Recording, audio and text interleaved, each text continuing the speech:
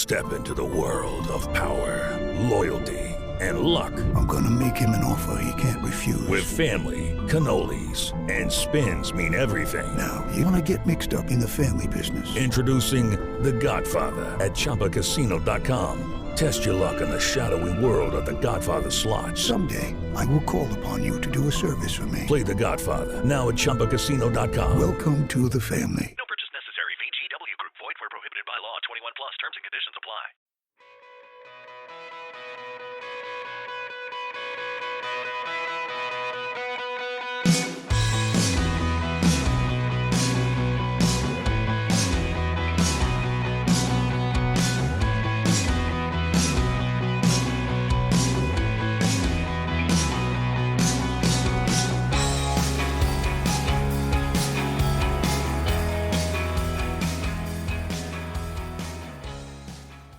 Hello and welcome to the 11th episode of the Extreme Sports Performance Podcast. My name is Ryan Blake, I'm the founder and CEO of Extreme Sports Performance. In this episode I'm going to be speaking to Jamie Mitchell. Jamie is the physiologist for GB Boxing. I'm going to be asking the questions I ask all my guests. Who he is, what he does, where has he come from, what has he done along the way, what are the key moments from his career so far, what are his top 3 areas of interest, what are the most valuable things he's learnt to date, who are his top influences, what are his top resources for information, what are his top sports performance exercises or drills, what are his top pieces of advice, and finally, where can people find him? We freestyle a little bit between questions throughout our chat. We really enjoyed recording this episode. We hope you enjoy listening to it. Here we go. Jamie, thanks for joining us on the Extreme Sports Performance Podcast. Could you just start by telling everyone who you are and what you do, please? Yeah, of course. So I'm Jamie Mitchell. I am the physiologist for GB Boxing, and that is through the English Institute of Sport. So I've been in that role for about 9 months now, started in March this year. Fantastic. And prior to starting that position, what had you done leading up towards this opportunity and starting there? Yeah, so I'm fairly new in my career. So I finished my Masters in Exercise Physiology up in Loughborough. That was in September of last year, so September 2017.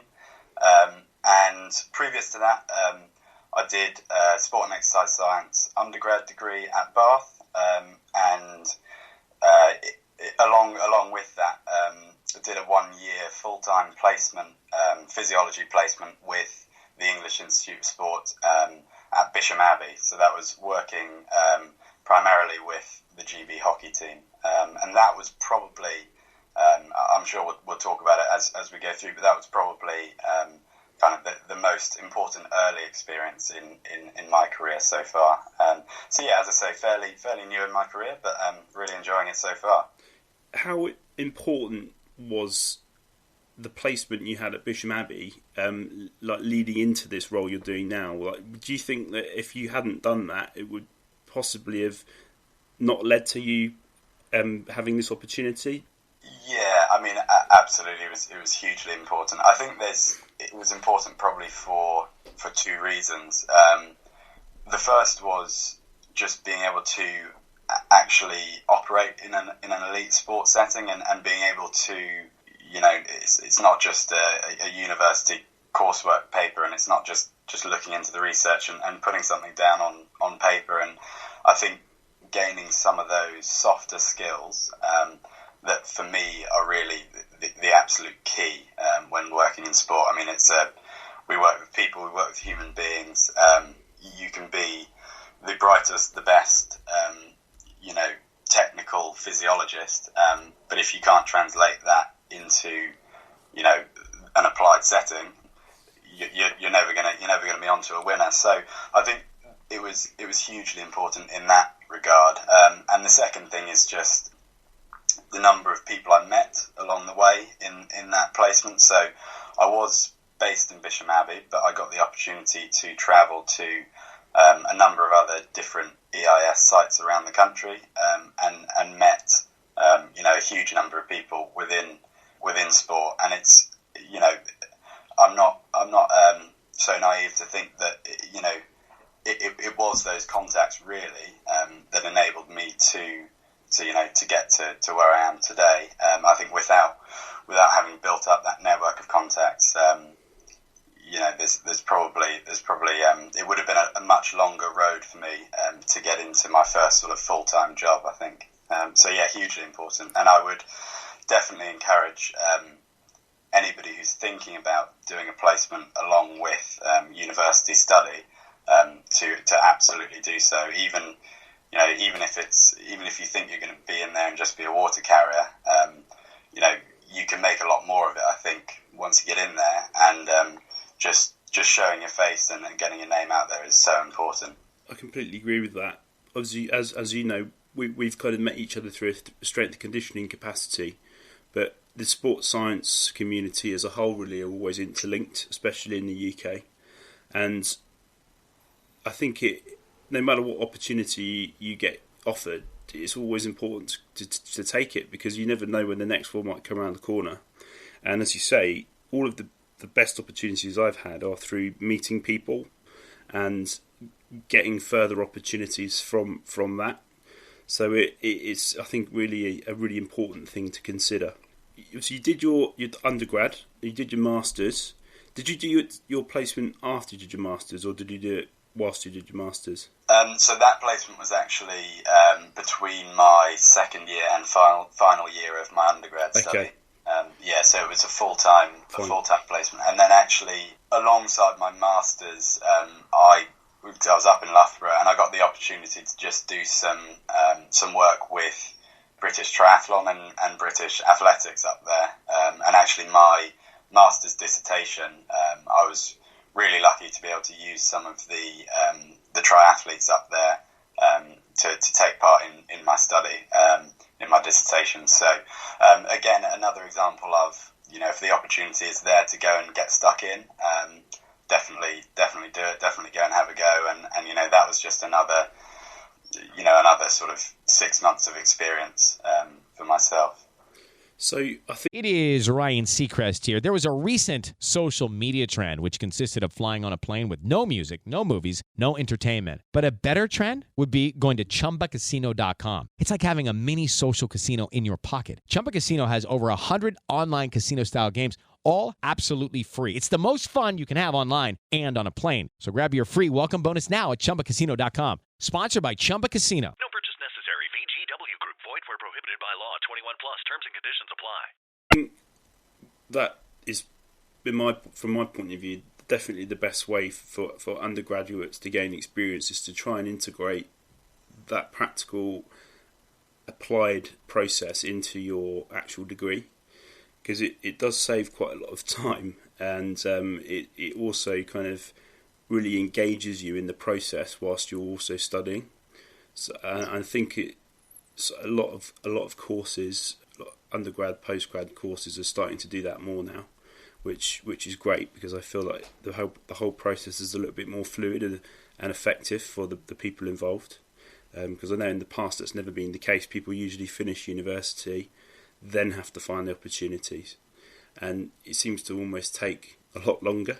So from the strength and conditioning world, obviously there's a few options you've got these days, but usually it would be a undergraduate degree in sports science, but sometimes now people are just doing strength and conditioning undergraduate degrees, and or then a master's in some form of further extended sports science, or specifically strength and conditioning, and then they have to go on to get an accreditation with the UK Strength and Conditioning Association, and that's usually kind of what most elite sports settings, organisations, teams are looking for now.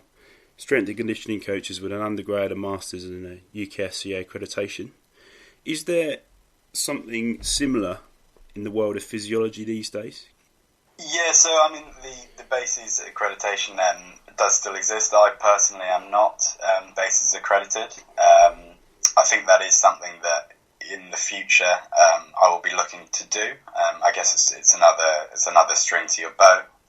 and it's always good to have those sort of official qualifications, accreditations. I think, it's certainly not a prerequisite in physiology in the same way that I know a lot of job descriptions for S&C will kind of set out as an essential that you are UKSCA accredited or have some other form of accreditation. So I think in physiology it is slightly different in that it's certainly not seen as essential. Sure. I think I just wanted to just start by talking about that, because I think a lot of our listeners are undergrads and current students looking for opportunities in the profession. So it's always good to kind of let them know what people who are actually doing it on a daily basis have done and what they've got, because I think there's a lot of misunderstanding in definitely in the different areas of the profession these days. The first question I wanted to ask was, what would be your kind of typical day when you were at Bisham Abbey before you got your current role? When you arrived and left, what would that day consist of usually? So within that, it was pretty much full time within the hockey program. So I did do other bits and pieces of sort of lab testing for rowing a base there, and a few other smaller sports, but predominantly it was with hockey. So really, my day would have been I was the wellness guy. So the hockey players would all do their morning monitoring and fill out some wellness questions every day, and it was my job to kind of be the first eyes on that. So if anybody had slept like rubbish the night before, or if it looked like someone was coming down with illness, or anything that just looked out of the ordinary, I would kind of flag that up to the other practitioners and the coaches where appropriate. And then probably a large part of the role was GPS monitoring. So on pitch, for all of their high intensity sessions, all of the players would be wearing GPS units and heart rate monitors. And so a large part of my day was collecting that information, uploading it onto the computers and sort of putting together reports based on that. And those reports would go to, again, the S&C practitioners and the coaches. And we would use that information, we would use it to sort of try and look at if there was any need for extra conditioning for certain players. So in hockey, as a defender, you'll probably be on the pitch for a long time, but you won't really get many high intensity actions in there, whereas an attacker will probably rack up quite a large number of high intensity actions, but they might not kind of get the overall volume. So it allowed us to kind of build a bit of a picture of what each individual needed conditioning wise. And the other thing that we were able to do is look at how manipulating pitch sizes or team sizes within training, how that affected the physical load that they were under. So obviously it's a highly tactical and technical sport, and hockey training is just that. It's to make them better at hockey. But by using that information, we were able to understand a lot more about the physical stimulus they were getting from that hockey training. And I think we were quite lucky in that the coaches were really bought in that as long as the session was technically delivering what they wanted it to, they were really happy for us to give them suggestions of, can we manipulate the pitch size to be this today, so that they don't get quite as much volume as running if we didn't want them to get as much volume. Or, if we wanted them to get more volume, we might say, can we make it 7-a-side on a full pitch instead of 11-a-side? So we use that information that way.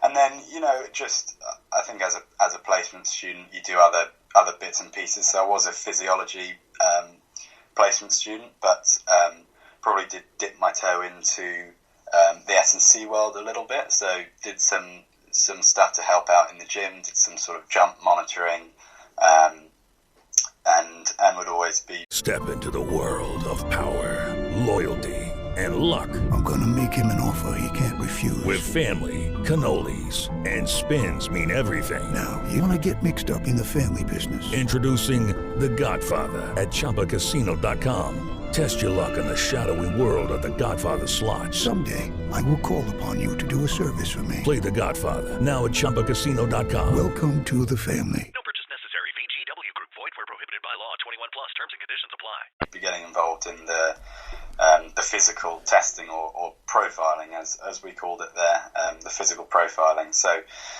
definitely got involved in a lot of that. And I think, as I said earlier, it's with a placement like that, it often is, you get out of it what you put in.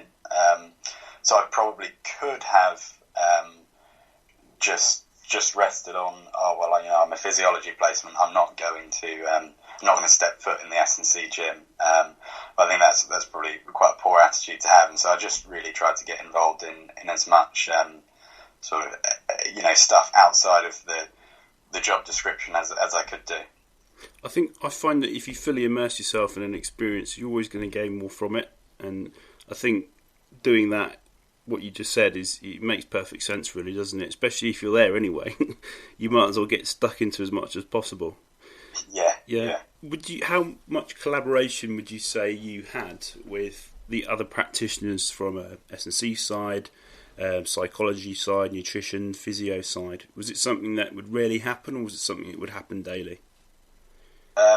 It would absolutely happen daily, and I think we were lucky that actually we all shared an open plan office, and those conversations just happened organically and naturally, and I think that is probably a big learning for anybody who steps foot into an elite sports setting. I think you probably quickly realise just how multidisciplinary it is. I mean, everyone talks about the multidisciplinary team, and I think rightly so. I mean, the collaboration that you have with other practitioners is so important. And if you're working in silos, firstly you could all be doing the same work and nobody's talking to each other, and so you're just replicating work. But secondly, you're just never going to be nearly as efficient if you are working in silos, and marrying up the whole approach, I think is really key. And actually, in my current job role with boxing, that's probably a huge part of what I do, is try to bring together the S&C practitioners and the nutritionists we have, and really make it a unified approach to physical preparation. So that's a really nice segue onto my next question. So what would now your in boxing, obviously very different to hockey, what would that typical day include, and how different is that to what you used to do at Bisham Abbey? Yeah, so a typical day at boxing, I'd probably have less of a hands-on job with boxing compared to what I had with hockey. So a lot of my role now with boxing is kind of trying to make sure that we're planning the training to be as effective as possible. So that will be, it's called a long-term periodization strategies, and trying to make sure that is in place. I do a lot of training load monitoring with boxing, so I think in the past it's probably something that, and I think I hope the coaches wouldn't mind me saying this, training load monitoring has not been particularly effectively done, and so we're making progress in monitoring training load and being better about making sure that the boxers are kind of getting physically what they need, and then tapering down and peaking at the right times. So there's a lot of that. There's a lot of training load monitoring, and that goes hand in hand with the training planning. One thing that I do that is quite hands-on within the boxing gym is we have an altitude tent, and we're really lucky to have that up there. So basically, it's a boxing ring within a hypoxic chamber. And what we do is we'll, leading up to major competitions, our boxers will go in there once a week for an altitude exposure, and that will be high intensity, so they're not in there for any long period of time, and that comes from some research that sort of shows that really high intensity exercise in hypoxia makes the muscles more efficient at producing energy anaerobically. So we know we're not going to be getting any adaptations within the blood. We know we're not going to be, they're not in there long enough. The exposure isn't long enough for us to see any increases in red blood cells or anything like that. But we are looking for adaptations at a muscular level. Unfortunately, without going in and taking muscle biopsies, there's no way of knowing whether that's happening. But I think at the very least, the boxers hugely rate it as part of their preparation for a major competition. And yeah, at the very least, it's giving them a huge psychological edge, knowing that if they can go in there and work with 15% oxygen and get through it, that it gives them a real mental edge, I think, going into a fight. So that's kind of that's one of the big visible things that physiology does within boxing. There are a number of other sort of smaller areas that we'll probably touch on a bit later as well. Fantastic. Well, thanks for that insight. That's really, really interesting. Just to kind of stay on a semi-related path, what would you say at the moment the top new areas of interest are in physiology research, and what your kind of personal top 3 interests are in that area too? Yeah, so I think with one thing that I'm hugely interested in at the moment, with boxing being a weight classification sport, and the need for boxers to cut weight and manage their weight and get down to their weight, is something called relative energy deficiency in sport, REDS for short, and that has kind of not overtaken, but it's kind of an update to the female athlete triad, and actually REDS is applicable to males as well as females. So essentially, the way we look at this within boxing is we know that if people are in a chronic energy deficit, it can lead to long-term health problems, and not just that, actually acutely, it can blunt the way that they can adapt to training. For females, it can have long-term reproductive issues for them. So it's something that is really, really important that we look after the long-term health of our athletes. And so the way we go about doing this in boxing is I've managed to set up a testing base up there where we can test resting metabolic rate.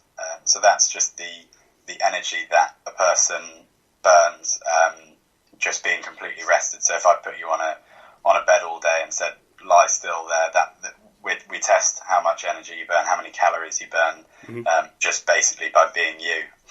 And what we'll do is we won't do it for all the boxers, but for specific boxers that we might have concerns about, who maybe need to be tighter on their weight management, we will try and get a baseline resting metabolic rate measurement. So when they're kind of in a healthy, well-fed state, we'll test them, and then as they start to diet, we'll retest them, and basically what we're looking for is, does their resting metabolic rate decrease, and if it does, that's probably a bit of a sign that they might be approaching this sort of if you want to call it a non-functional overreaching state, with the way they're dieting, where actually their body has adapted so far that it's kind of fighting back against them. And so we look to monitor that, and then I'll work closely with our nutritionist and see what we can do about, giving them a little bit of a refeed, maybe to sort of kickstart their metabolism that way. So that's one area that I'm really interested in, and the other way you can look at that is through blood tests, and there's something in the blood called triiodothyronine, and it's referred to mainly as free T3, is the way a lot of people will refer to it, and that's a really good biomarker for for whether somebody is approaching this state where their metabolism's not shutting down. That's not the right way to term it, but where their metabolism is suffering and approaching this kind of unhealthy state. So that's a real area of interest at the moment. Another area of interest is critical speed. So critical power has been used in cycling for quite a few years, and critical speed. I'll just explain a little bit about critical speed, because I think it's probably quite a new concept. Sure. So critical speed essentially is a physiological threshold where above an individual's critical speed, they will start to accumulate a lot of lactate. Their heart rate will sort of creep up, and fatigue will occur fairly quickly. And then below that critical speed threshold, you can basically achieve a physiological steady state.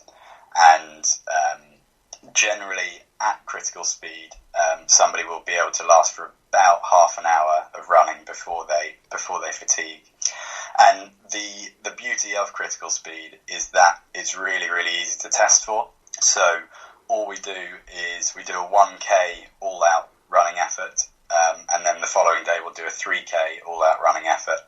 And just by using those two times, you can sort of plug that into a spreadsheet. That I won't say that I was good enough to put it together myself. The previous physiologist put that together, but it makes it very easy for me. You just put the times into a spreadsheet, and it gives you a person's critical speed. So that's a really nice, quick way of testing for a true physiological threshold, and we can use that to prescribe the running training that the boxers do, and really individualise that training that they do. And I think that's something that is hugely beneficial in boxing. I think in the past everyone has kind of gone out, the heavyweights and the lightweights have gone out all together and kind of done a steady run, and it's been grueling for the heavyweights and easy for the lighter weights. And so by using this, we can really start to individualise the running training, which the boxers and the coaches hugely value running and getting running fit to be fit in the ring. So that's a really nice, easy way of doing it. And there's some good research. As I say, critical power has been used in cycling for quite a few years, and critical speed is starting to come into running and swimming as well. Use it quite a lot now. Yeah, that's fascinating. It's something I wasn't aware of, so that's really interesting to hear. So if I'm just thinking out loud here, if there was going to be a couple of boxers of different weight categories doing this, a similar training session, how would they make sure that they were running or working at the right intensity? Would that involve being on a treadmill at a specific speed? Would that involve running outside at a specific heart rate, etc., something like that?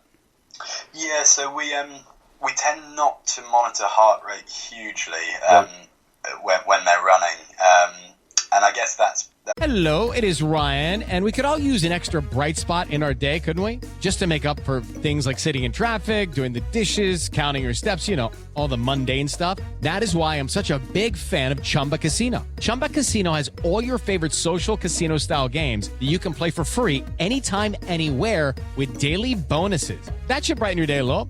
Actually, a lot. So sign up now at ChumbaCasino.com. That's ChumbaCasino.com. No purchase necessary. VGW Group. Void where prohibited by law. See terms and conditions. 18+. that's because through our testing we use speed as our sort of as how we set the intensity rather than the heart rate. So we're really lucky up in Sheffield at the EIS to have a 200-metre running track, indoor track. So we will go out there in the morning and basically we'll split them into pacing groups. So we might say to one group, right, you're running 45-second laps. This group you're running 40-second laps, and another one 35-second laps. And I mean, I'm not going to sit here and say that it is truly individualised, that everyone is given their exact lap time that they have to keep to. We do group it, and just logistically, we've got 45 boxers on the track at one time. Logistically, it would be very, very difficult to have everyone running at a specific speed. But it does it does just lend that a bit more. I guess it just makes it a little bit more effective doing it that way. Much more effective, I suppose, than just sending the whole group out for a run. Yeah. As you said beforehand. Yeah, brilliant. So, just wanted to come back to one other thing. So, how would you approach getting a boxer into kind of an ideal weight, or leading up to an important fight with the coaches, with yourself, with the nutritionists, and with the S&C coaches? Would that be something that you'd all sit down and plan together? Is it something you monitor over certain amounts of time, or would you approach it a different way? Yeah, absolutely. So I think the first thing that happens, as you pointed out, is a team planning session. Right. So I will get together with the nutritionists, the S&C coaches, probably once every 2 or 3 weeks, and we will review each boxer and where they are and what we need to do for them. When they're in Sheffield on camp, they are weighed every morning, and that is done in the presence of a coach. You might occasionally get some boxers who are prone to telling a bit of a fib about their weight. So being able to do that in the presence of a coach is really important. And then I think, as I said earlier, the unified approach of physiology, nutrition, S&C, and the boxing coaches, we will, we'll put on extra sessions if people need that. We will work with the nutritionist to try to get the fueling right, that the boxers are fueled up for their key sparring sessions, and they can get the intensity and training that they need from that. But the nutritionists will also work closely with them to make sure that they kind of are restricting their carbs at the right times, and then, as I say, fueling up for the key sessions. We'll work closely with the S&C coaches, and there will be individuals who might be, say, moving up a weight class, and they'll be put onto a strength and hypertrophy block, and that will always be, again, aligned with the nutritionist and the S&C coach. And then, there might also be sort of long-term strategies where we might actually think for this person in the long term to be effective at this weight, they might need to actually strip a little bit of muscle off. And that will be, again, an aligned approach with the nutritionist and the S&C coaches, where they might be put on a fairly low protein diet for a long period of time, and then we might try and get some sort of muscle damaging exercise or increase the amount of muscle damaging exercise that they're doing in the gym, which probably isn't the nicest for that individual athlete. But yeah, they've got a very good team around them, and yeah, it's always a multidisciplinary team approach. And then of course we've got our physio team and our doctors that are making sure that everything we're doing is healthy. And as I said earlier, that these are human beings, that they are athletes looking to be at the top of their game, but they're human beings, and long-term athlete health is always sort of at the forefront of our minds as well. Of course. No, that's really interesting. Thanks for sharing that. So the next question I wanted to ask is kind of not necessarily just related to the world of boxing, but maybe looking back on the experience you had at Bisham Abbey with hockey. What would you say, as a physiologist, would be the top 3 most valuable things you've learnt so far working in this profession? Yeah, that's a good question. So I think probably for me, and it is quite cliched really, I think everyone says it, but to be effective as a physiologist or as anything in sport, you need to build up the trust of the people you're working with. Mm-hmm. I think especially for advice for young practitioners starting out would be don't bowl in and think you know it all, and try and change the world. And hopefully I haven't been too guilty of trying to do that, but I think you absolutely have to check yourself and realise that the coaches that you're working with are the best in the business and they've been doing it for a long time. And yeah, you need to get their trust that firstly you really care about them and their athletes and making them better, and secondly I think you're not there to challenge what they're doing, you're there to support them, and that's absolutely key. We are support staff. We support the athletes and the coaches. We don't go in and sort of try and change everything and change the world. So that's probably the first big thing that I would say I've learned. The other thing is, people take in information and learn in lots of different ways, and you need to be adaptable to that. And I think there was a really nice example of that in hockey. So I was working across the men's and the women's squads, and when I was doing my GPS reports based off of the pitch sessions, the reports, although they contained exactly the same information, looked very, very different for the men's and the women's coach, and that was just because the men's coach at the time, he liked numbers. He just wanted to see numbers on a page, didn't care about whether it was in a pretty graph or anything like that, whereas the women's coach at the time really was a much more visual person, and kind of needed that visual graphical representation of the numbers. If you just told him 850 meters of high speed running today, that probably wouldn't mean anything to him. But if you put it in the context of everything that had gone before, it was powerful. So yeah, I think always be aware that we're working with individuals, and it's really important to get that individual approach. And then I guess on a kind of quite a similar theme, the athletes we're working with are individuals, and if you're putting it in a research term, we're working with N equals 1.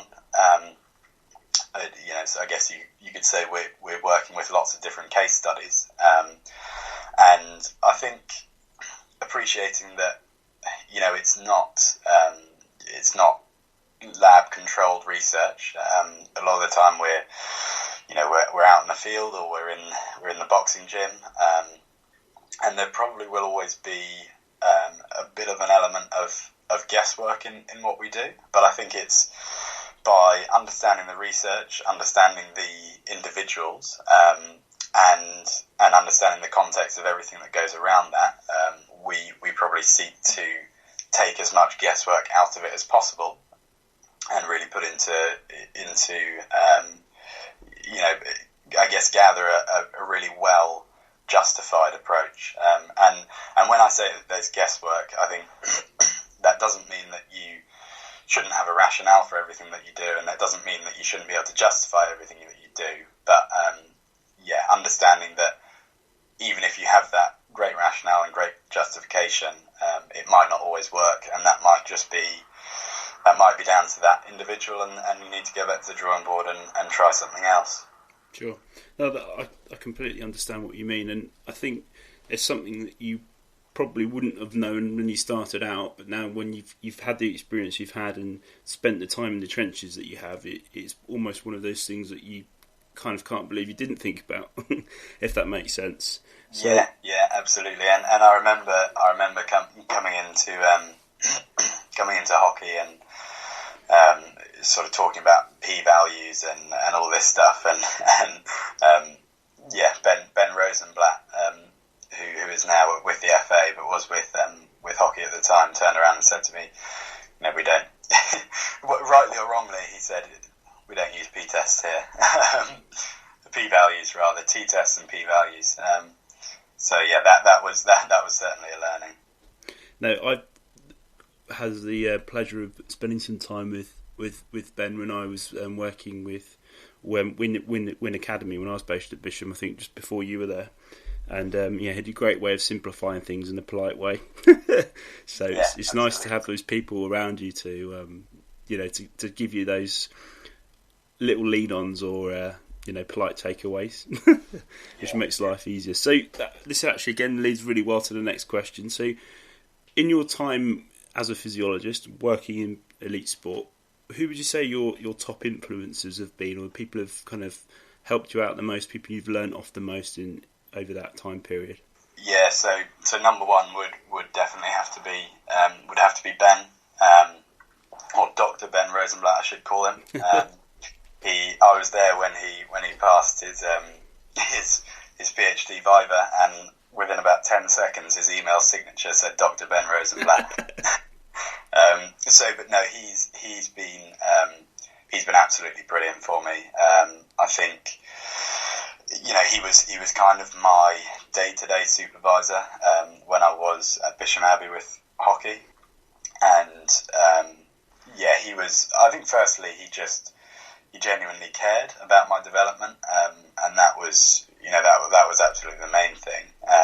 And he would challenge me occasionally. He would challenge me at times that I didn't really feel like I wanted to be challenged, but that's the nature of how you develop and how you learn. And I mean, we've kept in touch.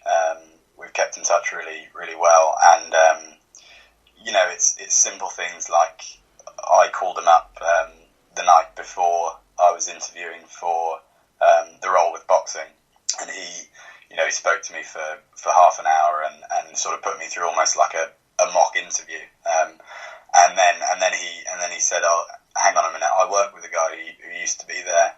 Let me see if I can get him to call you." And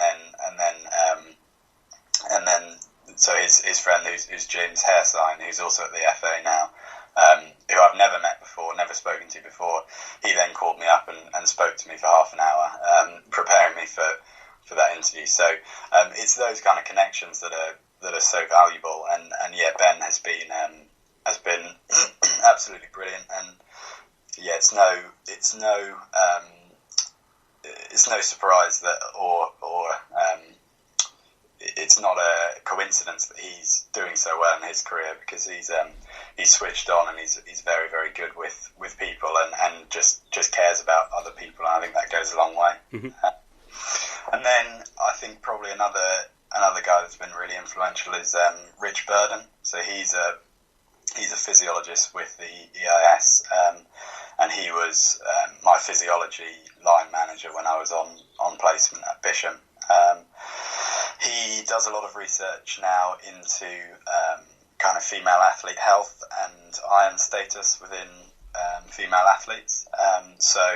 Step into the world of power, loyalty, and luck. I'm gonna make him an offer he can't refuse. With family, cannolis, and spins mean everything. Now, you wanna get mixed up in the family business. Introducing The Godfather at ChumbaCasino.com. Test your luck in the shadowy world of The Godfather slot. Someday, I will call upon you to do a service for me. Play The Godfather now at ChumbaCasino.com. Welcome to the family. No purchase necessary. VGW Group. Void where prohibited by law. 21 plus. Terms and conditions apply. That kind of has some crossovers with some of the stuff I was talking about earlier with energy deficiency in sport and the female athlete.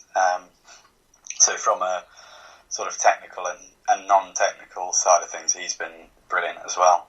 Yeah, so they're probably the two key figures in my career so far.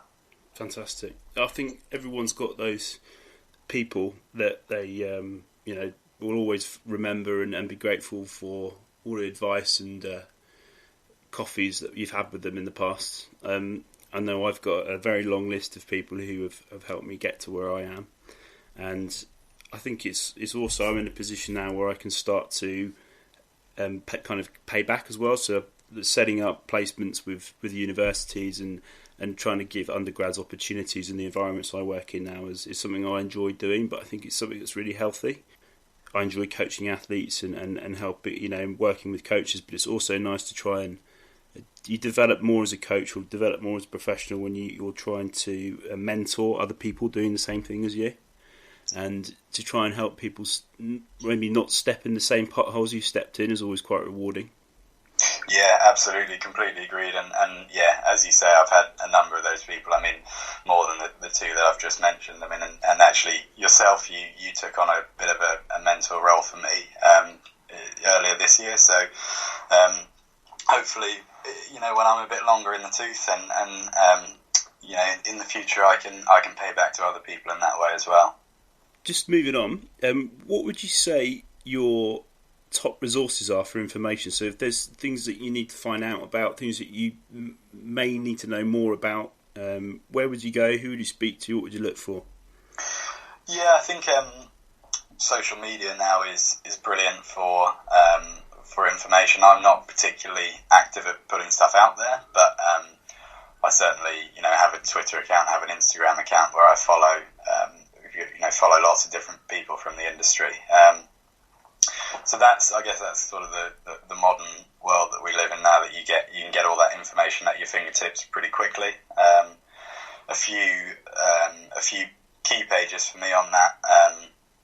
There's one called Hit Science, which is excuse me, has been put together by Martin Bouchard and Paul Lawson, and that's a really nice page that kind of summarises high intensity interval running and cycling training, and you can probably you can take those concepts and put them to lots of different modes of exercise, but they've put together a really nice kind of summary of sort of the key types of HIIT training and the adaptations that you can achieve from them, and the different ways you can set up different training sessions to target those adaptations.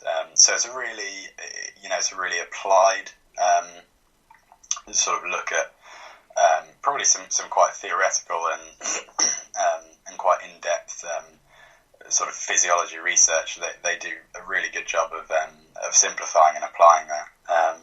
So yeah, that's HIIT Science, HIIT Science, and then I think probably everyone in the industry will have seen at some point Jan Lemieux's infographics, and they're a great source of information, and I think that's something that I've kind of learned a lot from those, and not just the information that they hold in them, but I'm probably not the most creative person, or not very good at making things easily digestible. So looking at the way that those are put together is really, really useful for me when I'm thinking about how I'm going to get a message across to an athlete, or if I want to put a kind of informational poster up in the gym, how am I going to put that together to have an impact with the athletes?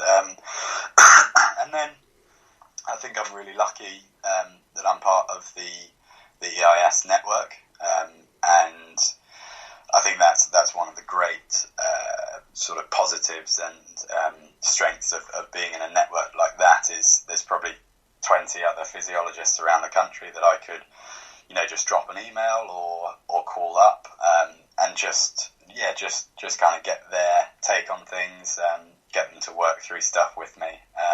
And the EIS is very good, particularly within the physiology team, or I should say that's kind of the only point of reference I have. But the physiology team are very good at getting small groups together, small work groups together. So you can go to your work group and really ask them their opinions on what you're doing, get them to challenge you on what you're doing and why you're doing it. So that's a great source of information for me as well. Fantastic. I'll put all those links you mentioned in the show notes, so if people need to access them, they can just click on them and access them directly. So thanks for that. Yeah. Last couple of questions, Jamie. So the next one's going to be aimed more towards physiology, but what would you say your top 3 kind of sports performance exercises or drills or kind of training sessions would be for you to get the biggest changes out of boxers? Yeah, I think understanding the individuals is so important with that. So we might have some boxers who are really great endurance beasts but are fairly slow and sluggish, and we might have some that are the other way, that are really fast and twitchy but don't have the best endurance. So I think firstly it's about understanding the individual athlete, and then I think from a physiological point of view, what you want to do to try to get the most out of a training session is, if you can, do some form of testing to understand some of your thresholds. That will always be really useful.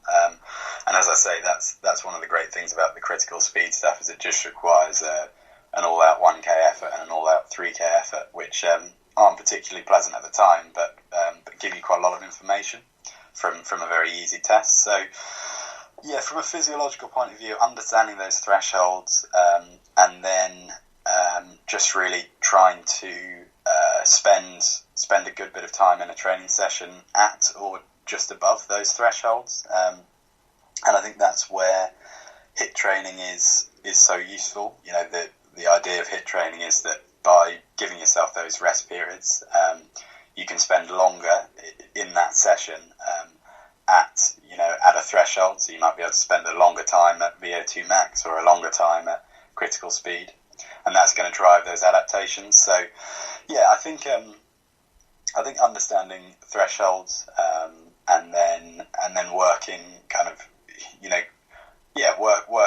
working out a sort of interval session that can drive those adaptations is really good. I think if you wanted an exact session, I think a go-to for me in my own training, just that I find gives me a great hit, a kind of all over fitness hit, would be a 6 times 3 minute on, 3 minute off running protocol, and that 3 minutes that you're running is going to be fairly hellish, but you get a nice 3 minute recovery, and that session would be designed to get an athlete to spend quite a long time working at VO2 max or kind of just above it, which should drive a really nice fitness adaptation. Fantastic. Thanks for that. If anyone wants to give that one a go after Christmas, I think there'll be a few takers, but it sounds pretty horrendous. So I probably will wait a bit longer before I try that myself. Brill. So, what would you say your top 3 kind of pieces of advice would be to people who are looking to set out in the industry as physiologists, or step into the world of elite sport? I mean, you may already have touched upon some of these beforehand, but what would you say what advice would you give to them if they were looking for some? As you say, I probably have touched on a few things. I think number one is just put yourself out there and take every opportunity that you can do. I've been really lucky that that I've had really good opportunities early in my career. But yeah, I think apply for everything and anything that is that is appropriate. If you're lucky enough to get into that setting and be working within sport, I think push yourself out of your comfort zones is a key one as well. That's how you develop, that's how you learn. Nobody likes being outside of their comfort zone, but those are the experiences that if you get to an interview for a job, you'll be able to call upon those experiences and talk about them. And yeah, I think I touched on it a bit with when I was talking about Ben earlier. Is just being kind and caring about other people, and showing a genuine interest in other people. I've said it before, but we're working with humans, both the athletes and the other support staff that we're working with. We're all humans, and people are much more likely to give you a chance if you're a good person and you're kind to them. And yeah, so I think those three things: take every opportunity, push yourself out of your comfort zone, and just generally be kind. And I guess that's advice for life. That's not just sport. Sure. No, fantastic. No, thanks for those insights. And I think advice like that, I've learned, doesn't need to be complicated, and it doesn't necessarily need to specifically apply to what you are doing. It's just kind of general interconnectivity, and I suppose communication skills go a very long way, don't they? So just to finish then, Jamie, if anyone wanted to get in touch with you or maybe ask you some follow-up questions, what would be the best way to get in touch? Yeah, so as I said earlier, I'm not particularly active on Twitter, so if you do follow me, don't expect to see a huge amount of content put out there. But my Twitter handle is @JS_Mitchell92. So I'm happy for you to put that link on the episode. So really happy for people to follow me on there and send me messages on there. That's probably the best way. Perfect. Well, that's great. Well, look, thanks very much for your time. It's great to catch up, and I've definitely learnt a few things today that I didn't know. So really appreciate your insights, and thanks for coming on the show. No, it's been great. Thanks for having me on, Ryan. Cheers. Thanks for listening to the 11th episode. We hope you enjoyed the show. Please don't hesitate to leave us a rating or review on your listening platform of choice. If you haven't already, please check out our website. We have weekly blogs on our blog page. You can sign up to our monthly newsletter via our sign up page. Our online store consists of personal coach, training programs, nutrition plans, interactive training systems, toolbox, and coming very soon, membership packages. We also have several social media platforms: Instagram, Facebook, Twitter, and YouTube. Links to all these can be found at the bottom of every page on our website or via any search engine. That's all for now. Until next time, take care.